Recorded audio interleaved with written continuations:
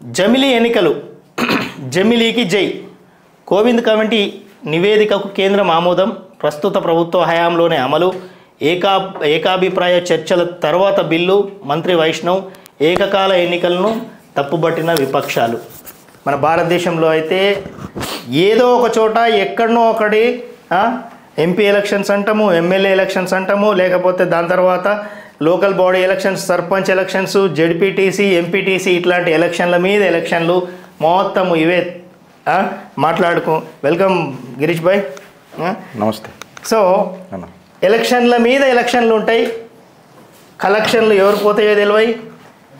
ఎలక్షన్లు, కలెక్షన్లు, వాగ్దానాలు, ఉచిత వాగ్దానాలు, ఎక్కడో ఒక దగడ ఎప్పుడు ఎలక్షన్స్ నడుస్తూనే ఉంటాయి. దానివల్ల మనకే అంటే ఎట్లా అనిపిస్తుంది అంటే వాళ్ళు ఒకరిని తిట్టుకోవడమే సరిపోతుంది. వీళ్ళది రాజకీయ జీవితం మొత్తం రాజకీయమే అయిపోతుంది. కానీ ప్రజా సంక్షేమం ఎక్కడ ఉంటుంది? అంటే ప్రజలకు కావాల్సినటువంటి ఎన్నో ప్రణాళికలు చేస్తారు. ప్రణాళికలన్నీ పట్టాలు కింద పెట్టేసి పక్కకు జరుగుతారు. రోజు ఈ రాజకీయంకే సరిపోతుంది. సో దానికి మంచి మందు ఈ జమిలీ ఎన్నికలు. ఎందుకంటే అన్ని ఎలక్షన్స్ అన్నీ ఒకే దగ్గర అయిపోతాయి. ఎందుకంటే ఒక 2-3 దేశాల్లో కూడా ఆయన కోవింద్ గారు వెళ్ళి ఆల్మోస్ట్ చాలా కంట్రీస్లో ఎలక్షన్ సిస్టమ్ని స్టడీ చేయడం జరిగింది ఆయా కంట్రీస్లో. ఎందుకంటే డెవలప్మెంట్కు ముడిపడేటువంటి ఇది మన 2045 ఎలక్షన్స్కి 2047 వరకు మన భారతదేశం అభివృద్ధి చెందిన దేశంగా కావాలంటే దానికి కావాల్సినటువంటి అన్ని ప్రణాళికలు ఇప్పుడు జరుగుతున్నాయి. ఎందుకంటే ఎలక్షన్స్ ఒక్కసారి అయిపోతే దెన్ నెక్స్ట్ ఈ రాజకీయాలని పక్కకు పెట్టేసి దేశం యొక్క డెవలప్మెంట్ మాత్రమే ఆలోచించడానికి అవకాశం ఉండేటువంటిది జమిలీ ఎలక్షన్స్. అదేవిధంగా కాస్ట్ కావచ్చు, లేకపోతే టైం కావచ్చు, మిగతా ఇవన్నీ విషయాల్లోకి వెళ్తే సో జమిలీ ఎన్నికలు అనేటివి నాకైతే చాలా మంచిగా అనిపిస్తుంది. మన కాంగ్రెస్ ఏమన్నది అది మంచిగా ఉంటుంది. V6 ఇస్తే మీకు దొరుకుతుంది. కాంగ్రెస్ ఏమన్నది సో మీకు కాంగ్రెస్ నిండా అంటే కాంగ్రెస్ నిండా అదే చెప్తుంది. అంటే జమిలీ కింద ఉంటుంది వన్ నేషన్ వన్ ఎలక్షన్ రాజ్యాంగ విరుద్ధము, ప్రజాస్వామ్యంపై దాడిగానే భావిస్తాం. వీళ్ళే చేసిండ్రు మరి. అది వెనకటికి లేకుండేనా? అదే అంటున్నా, వెనకటికి ఉండే ప్రతిపాదన కూడా 99లో వీళ్ళే ప్రతిపాదన. 99లో వీళ్ళే ఉన్నారు కదా, 99లో మన ప్రభుత్వం కూడా ఉండే. ఓకే. సో ప్రజాస్వామ్యంపై దాడిగానే భావిస్తాం. ఖర్గే. జమిలీ ఎన్నికలను వ్యతిరేకిస్తున్న 15 అపోజిషన్ పార్టీలు పార్లమెంటులో బిల్లును అడ్డుకుంటామని ప్రకటన. జమిలీకి మేము వ్యతిరేకం. ఈ ఎలక్షన్స్ ప్రధాని మోదీ, అమిత్ షాకే ఉపయోగం. ఇది ఫెడరలిజాన్ని నాశనం చేస్తుంది. MIM chief Asaduddin Owaisi. ఇప్పుడు సపోజ్ అసదుద్దీన్ ఓవైసీకి రోగం వచ్చింది అనుకో, మనం ఏదైనా మంది ఇస్తాం. మంది ఇచ్చి మోడీ కూడా ఇదే తీసుకున్నాడు, బీజేపీ కూడా ఇదే తీసుకున్నాడు, నేను చస్తా తాగా అంటాడు. ఇక ఇట్లుంటుంది పంచాయతీ అసదుద్దీన్ ఓవైసీది. కానీ నిన్ను ఎవరు పట్టించుకుంటారు నాన్న? నువ్వు మంది ఇచ్చినా అది విషయం. నేను దాగా బీజేపీలు దాగిరి, నేను దాగానే నేను చస్తా అని అంటాడు. ఈయన గురించి మనం పట్టించుకుంటాం. ఖార్గే గారు అని అంటే ఖార్గే గారిది నాకు చూడసక్కంగా అనిపిస్తుంది రాజనీతి. ఎందుకు చెప్పాలా అన్న? కాంగ్రెసే తెచ్చింది అన్న. ఈయనకు అసలు నైతిక విలువలు ఉన్నాయని అంట. ఎందుకు చెప్పాలా? ఆయన ఎంత కష్టపడి పైకి వస్తే ఇలా చీఫ్ అయిండు అని అంటే ఎంత కష్టపడి ఉంటాడు. పక్కకు నిలబడి బాంచాన్ బతుకుగో హమారకు బనాయా దో జో భీ హై తో వో ఏ హై తో ఓ ఏ హే అని చెప్పి సోనియా గాంధీ చూపుతాడు. అంటే ఎవరు ఆయనంతలో ఆయన తయారు కాలే. సోనియాగా మనం ఏమంటారు, గణేషుని తయారు చేసినట్టు మట్టితో చేసి ప్రాణం పోస్తుంది ప్రతిష్ట పార్వతీదేవి. అట్లా సోనియా గాంధీ గారి నన్ను మట్టి కార్యం చేసి ఇట్లా రాజకీయ ఆత్మని నింపింది. ముజే ఆప్నే భీ నహీ బనాయా, ముజే ఇనోనే బనాయా అని చెప్పిండు. ఆఖరికి ఆయన డైలాగులు ఇట్లనే ఉంటాయి. मुझे इन्होंने बनाया, मैं जो भी आज हूँ मैं इन्हों के बदौलत हूँ. वो सही है, जो भी है उनके बदौलत है, लेकिन देश का बदौलत आपके हाथ में नहीं देने वाले. देश का आपका जरूरी नहीं है. నేను ఎందుకంటే అంటే ఈ మాట ఇట్లా ఒక గ్లాస్ ఉంటుంది. మీరు వీడియో చూడుర్రి. ఇంతకుముందు కూడా చిత్రగుప్తులో చెప్పినాం. ఇట్లా గ్లాస్ ఉంటుంది. ఇట్లా నీళ్ళు తాగేటప్పుడు కూడా నీళ్లు తాగాలనన్నా కానీ ఆయనకు భయం. అటు చూస్తాడు, తాగుతారా అని ఇట్లా ఇస్తాడు, నేను తాగా అంటారు. తాగుతారా అని రాహుల్ గాంధీకి ఇట్లా ఇస్తాడు, తాగా అని అంటారు. అప్పుడు మనోడు తాగుతాడు. అరే నీళ్లు తాగే స్వేచ్ఛ లేని వాళ్ళు దేశాన్ని ఏం నడుపుతారా అని నాకు అర్థం కాదు. మీరు చూడరా వీడియో?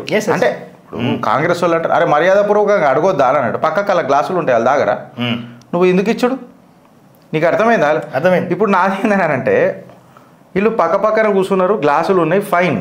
ఇప్పుడు కాంగ్రెస్ కార్యకర్తలు పక్క బాత్రూమ్లలో కూర్చున్నారు అనుకో, అంటే కడుక్కుంటావా ఇస్తా, కడుక్కుంటా వాళ్ళు ఇస్తారా? నువ్వు ఆడికే పోతావు అనుకున్నాను. కాంగ్రెస్ వాళ్ళు అరే టూ మచ్ ఉంటుంది, మర్యాద ఏముంటారా? దూపు అయితే తాగు, దూపు అయితే తాగు, గంతే కదా. ఎందుకు రా బైకి లోల్లి నటన? నిన్న కూడా అదేదో ట్రోల్ అవుతుంది మొత్తం సోషల్ మీడియాలో. ఆ ట్రోల్ చూసి ఉరికొచ్చిన. ఓకే, ఆ ట్రోల్ చూసి అమ్మ ఈ ట్రోల్ మాట్లాడాలని వచ్చిన. సచివాలయం దగ్గర ఫోటో పెట్టిరట, ఎవరిది? రాజీవ్ గాంధీదా. పెట్టేసి విగ్రహావిష్కరణ అది ఇదనేమో చెప్పిర్రు. అవును. అయితే బీఆర్ఎస్ వాళ్ళు ఎవరో ట్రోల్ చేస్తారు, ఏంటనంటే ఆ లొట్ట చెంపలు, ఆ సొట్ట బుగ్గలు రాజీవ్ గాంధీకి ఉన్నాయిరా, రాహుల్ గాంధీకి ఉన్నాయిరా భయ్, రాజీవ్ గాంధీకి ఏడున్నాయి, మీరు ఎవడు ఫోటో పెట్టిర్రు, సచిన వాళ్ళ విగ్రహాలు చేస్తారా, బతికిన వాళ్ళ విగ్రహాలు చేయరు అని చెప్పి ఫుల్ ట్రోల్ చేస్తున్నారు ఆడ. ఇప్పుడు నాకు అర్థమైతలేదు ఏంటనంటే పాపం రేవంత్ అన్న అత్యుత్సాహంతో ఏదో చేస్తాననుకుంటాడు, అది ఏదో మారుతుంది. అదే హనుమంతం చేయకపోతే కోత అయింది అంటారు కదా మన. ఇప్పుడు హర్యానాలోనేమో రాహుల్ గాంధీని ఎవరు పట్టించుకోరు. ఆయన బావకు ఫోన్ చేసిండంటే మొత్తం టికెట్లు అయిపోతుంది, గీనతో పట్టించుకునేది, చల్ బావ ఉన్నాక కథం అయిపోతుంది అని అంటారు. ఇక్కడనేమో ఈయననేమో గోకుడు దేకుడు గోకుడు దేకుడు గోకుడు దేకుడు. ఎట్లానంటే వెనకటికి మనం చార్మినార్ దగ్గరికి ఇట్లా పోతే అవి స్వీట్ల మీద అది పెడతాం చూడు, ఇట్లా పర్ణి అంటాం. అవును, వెండి పర్ని అది ఇట్లా పెడతాం కదా, అది వాడికి ఓంగన సప్పుడులో వస్తుండే talk talk talk talk talk అని. ఇక పెట్టి కొట్టుడే కొట్టుడు కొట్టుడే కొట్టుడు, సాగదిద్దాం సాగదిద్దాం అమెరికా దాకా సాగదీసిడు. ఎవరిని? రాహుల్ గాంధీని. అమెరికా దాకా సాగదీసిన తర్వాత స్వీట్ మీద పెట్టిండా అంటే స్వీట్లు మురిగిపోయాయి. అరే ఇక మురిగిపోయిన స్వీట్ మీద వెండి ఎడితేది, బంగారం పెడితేది, మురిగిపోయేది కదా. బంగారం ఇట్లా పొర తీసుకుంటాం, మాకు పొర ఎవరికి కావాలా? కరెక్టే కదా. మంచిగా ఉన్నప్పుడు 4 పైసలు 4 ముద్దలు మాకు నోట్లో పెట్టానని అంటాం కదా. వీళ్ళది గీక్ పంచాయతీ ఉన్నది. వీళ్ళు జమిలీ ఎలక్షన్స్కి జంగిల్ ఎలక్షన్స్ అని అంటే ఏడికైనా కరెక్టా కదా? ఎస్. రాహుల్ హత్యకు బీజేపీ నేతల కుట్ర. నా ఇష్యూ కూడా పోసుకొని బతుకుమా. మీవాడు బతుకున్నన్ని రోజులు బీజేపీ సేఫ్ ఉంటుంది. నా ఇష్యూ కూడా పోసుకొని మీ రాహుల్ గాంధీ చల్లగా బతకాల మీ రాహుల్ గాంధీ. నిండా 100 ఏళ్ళు ఆయుష్లు. కాకి 1000 సంవత్సరాలు అంటారా, ఏదో దీనికి అంటారు కదా 1000 సంవత్సరాలని. పాపి చిరాయి. నువ్వు ఇచ్ఛామృత్యువు తీసుకో. నువ్వు ఎప్పుడు చచ్చిపోతానన్నది పరమేశ్వరుణ్ణి అడుగు. దత్తాత్రేయ గోత్రం ఉన్నోడివి కదా, ఆ పరమేశ్వరుణ్ణి అడుగు. ఇచ్ఛామృత్యువు భీష్ముడి తర్వాత నాకే ఉండాలి అని. ఎందుకు చంపుతామన్నా?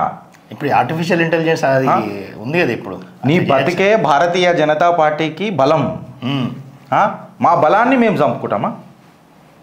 అరే నువ్వు కాంగ్రెస్ని బలహీన పరచుట్లలో నువ్వు బలరా వద్దులే. ప్రశ్నిస్తుందికే రాహుల్ పై విద్వేషపూరిత కామెంట్లు. వస్తా ఇప్పుడు ఇదే పెట్టి లింక్ ఇచ్చినావా వచ్చిందా? దేశంలో అశాంతి నెలకొనేలా బీజేపీ నేతల చర్యలు. రాహుల్ నాలుక కోస్తే రివార్డు ఇస్తామనడం ఏంటి? వెంటనే చర్యలు తీసుకోవాలని.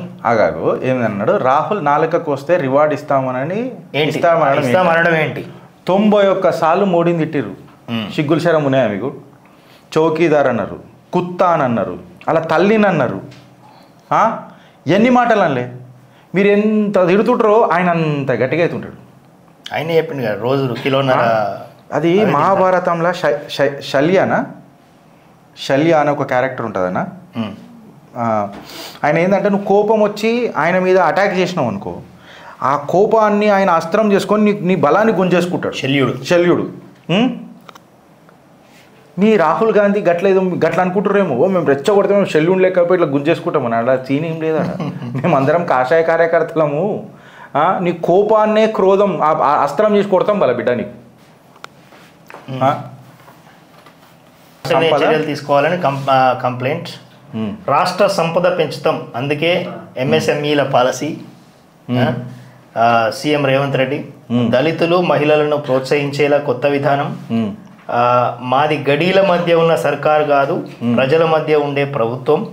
రాష్ట్ర అభివృద్ధికి ఎవరైనా సలహాలు ఇవ్వచ్చు. అభివృద్ధి విషయంలో రాజకీయాలకు తావివ్వం. మూసిని హడ్సన్, థేమ్స్ నదుల్లా సుందరంగా మారుస్తామని వెల్లడి. తెలంగాణ ఎంఎస్ఎంఈ పాలసీ విడుదల. ఈయనకు అన్ని లండన్ వేలా కనపడుతున్నాయి. ఏవి నదులు మన భారతదేశంలో గంగా, జమునలు, ఇవన్నీ సరస్వతిలు ఏం లేకుండే, అన్ని లండన్కే వస్తేనే ఈయనకు అదేటట్టున్నది. మళ్ళీ ఈయన నీళ్ళు ఏడ తాగుతాడో, ఏడగడుక్కుంటాడో, లండన్కి తెప్పించుకుంటాడో నాకు అర్థం కదా. అవి కూడా అక్కడ కొద్దిగా ఇంగ్లీష్ నేర్చుకుంటున్నాడు ఇప్పుడు. రాష్ట్ర సంపద పెంచుతాం. ఎట్లా పెంచుతారే? అడ్డమైన 6 గ్యారెంటీలు ఇచ్చారు. సంపద అంతా సంకనాకిపోతున్నది. పెంచుతారేటని నాకు అర్థం కాదు. కుసోని తింటే కొండలు కరుగుతాయట. మీరు ఒక్కటి చెప్పురు నాకు.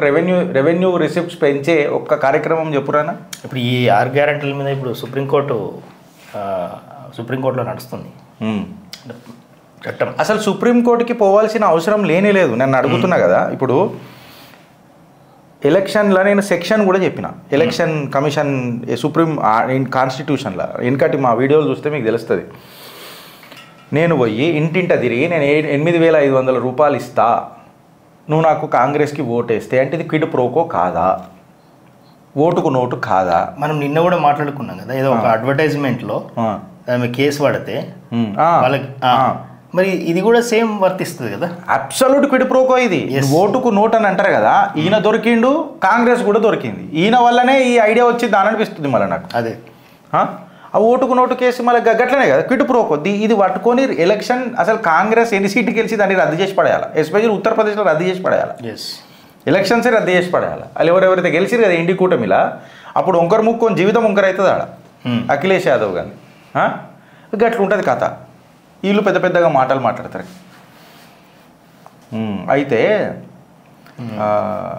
రేవంత్ రెడ్డిది ఒకటి ఉన్నది, నేను రేపు తీసుకుంటుంది. రేపు దీని మీద ఒక కంప్లీట్ డిబేట్ చేద్దాం ఫ్రెండ్స్. టాపిక్ ఇప్పుడే చెప్పా.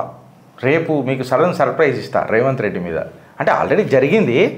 అబ్బా అబ్బా అబ్బా అని మాట్లాడుకున్నారు. కానీ అబ్బలా ఇది అబ్బని తీయని దెబ్బనా అన కాదా అని అన్నది మనం డిసైడ్ చేస్తాం.